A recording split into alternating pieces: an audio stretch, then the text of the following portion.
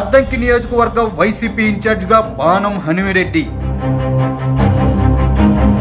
రాజకీయంగా హనుమిరెడ్డికి వైవి సుబ్బారెడ్డి అండదండలు.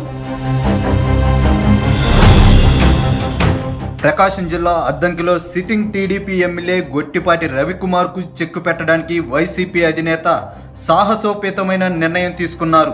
కమ్మ సామాజిక వర్గం ఓట్లు కీలకంగా ఉన్న నియోజకవర్గంలో ప్రత్యక్ష రాజకీయాలకు కొత్త అయిన పానం హనుమిరెడ్డిని ఇన్ఛార్జిగా ప్రకటించారు. దివంగత వైఎస్ అభిమాని అయిన పానం హనుమిరెడ్డి వైవి సుబ్బారెడ్డితో అత్యంత సన్నిహిత సంబంధాలున్నాయి. రాజకీయంగా హనుమిరెడ్డికి వైవి సుబ్బారెడ్డి అండదండలు పుష్కలంగా ఉంటాయంటున్నారు. కాంగ్రెస్ నుంచి హనుమిరెడ్డికి రాజకీయాలతో సంబంధం ఉన్నా ఎన్నడూ ప్రత్యక్ష రాజకీయాల్లోకి రాలేదు.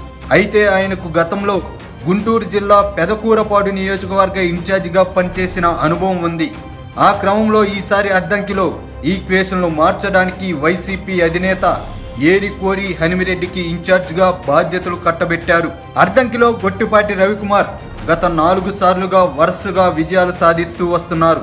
అంతకుముందు 2 సార్లు టీడీపీ నుంచి పోటీ చేసి గెలిచిన ఆయన 2014 ఎన్నికల్లో వైసీపీ నుంచి విజయం సాధించి టీడీపీ బాట పట్టారు. తిరిగి 2019లోనూ టీడీపీ టికెట్తో అద్దంకి ఎమ్మెల్యేగా 4వ గెలుపొందారు. ఆ క్రమంలో గొట్టిపాటికి చెక్కు పెట్టాలని వైసీపీ అధినేత గట్టి పట్టుదలతో ఉన్నారు. ఈ క్రమంలో రెడ్డి వర్గానికి చెందిన హనుమిరెడ్డిని బరిలోకి దించడానికి ఫిక్స్ అయినట్టు కనిపిస్తున్నారు.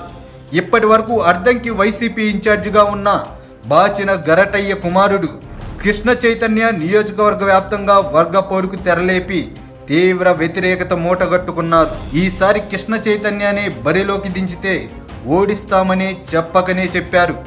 అద్దంకి వైసీపీ పరిరక్షణ సమితి పేరుతో సెగ్మెంట్లో కృష్ణ చైతన్యను వ్యతిరేకిస్తూ వస్తున్నారు. కృష్ణ చైతన్య వ్యతిరేకులంతా ప్రస్తుతం హనుమిరెడ్డికి బాసటగా నిలుస్తుండడం గమనార్హం. అది ఖచ్చితంగా హనుమిరెడ్డికి వచ్చే ఎన్నికల్లో ప్లస్ పాయింటే అంటున్నారు. ఇక అద్దంకి నుంచి చీరాల వెళ్లిన ఎమ్మెల్యే కర్ణం బలరాంకు స్థానికంగా బలమైన కేడరే ఉంది. ఇన్ఛార్జిగా ప్రకటించాక హనుమిరెడ్డి స్వయంగా వెళ్లి మోకాల్ చికిత్సతో విశ్రాంతి తీసుకుంటున్న చీరాల వైసీపీ ఇన్ఛార్జ్ కరణం వెంకటేష్ని కలిసి వచ్చారు. ఆ క్రమంలో కరణం బలరాం కూడా మద్దతిస్తే అద్దంకిలో హనుమిరెడ్డి గెలుపు నల్లేరు మీద నడకే అన్న అభిప్రాయం వ్యక్తమవుతుంది.